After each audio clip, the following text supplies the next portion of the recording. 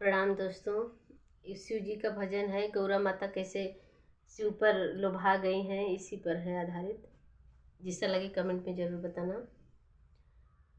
भोले अड़ भंगिया में कौन गुण हो, गौरा गईलू लो भाई। भोले अड़ भंगिया में कौन गुण हो, गौरा गईलू लो भाई।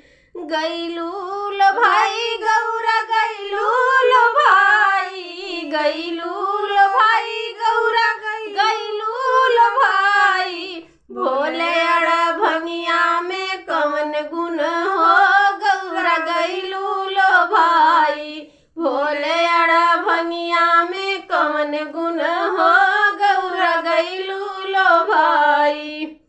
ना शिव के बाटन महला अटारी, ना शिव के बाटन महला अटारी। पर्वत पहाड़वा में कौन गुण हो, गौरा गईलू लो भाई। पर्वत पहाड़वा में कौन गुण हो, गौरा गईलू लो भाई।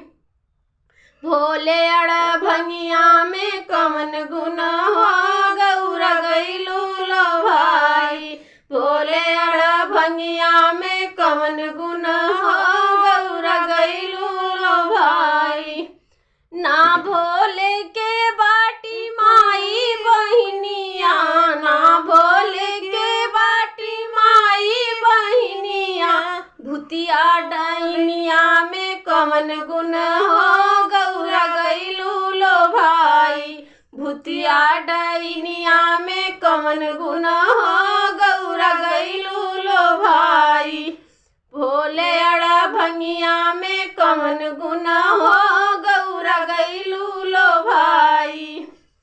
ना भोले खाले मेवा मिष्ठनवा, ना भोले खाले मेवा मिष्ठनवा। भंगिया के गोलवा में कौन गुण हो, गौरा गईलू लो भाई।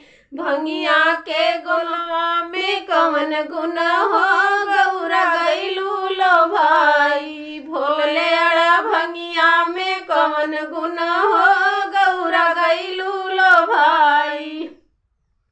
ना भोले के बाटे हाथी औ घोड़ा, ना भोले के बाटे हाथी औ घोड़ा। बुढ़वा बैलवा में कौन गुण हो, गौरा गईलू लो भाई। बुढ़वा बैलवा में कौन गुण हो, गौरा गईलू लो भाई।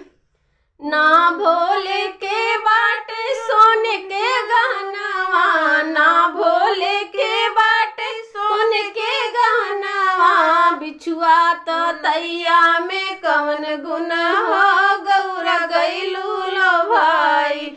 बिछुआ तो तैया में कौन गुण हो, गौरा गईलू लो भाई। भोले अड़ भंगिया में कौन गुण हो, गौरा गईलू लो भाई। भोले अड़ भंगिया में कौन गुण हो,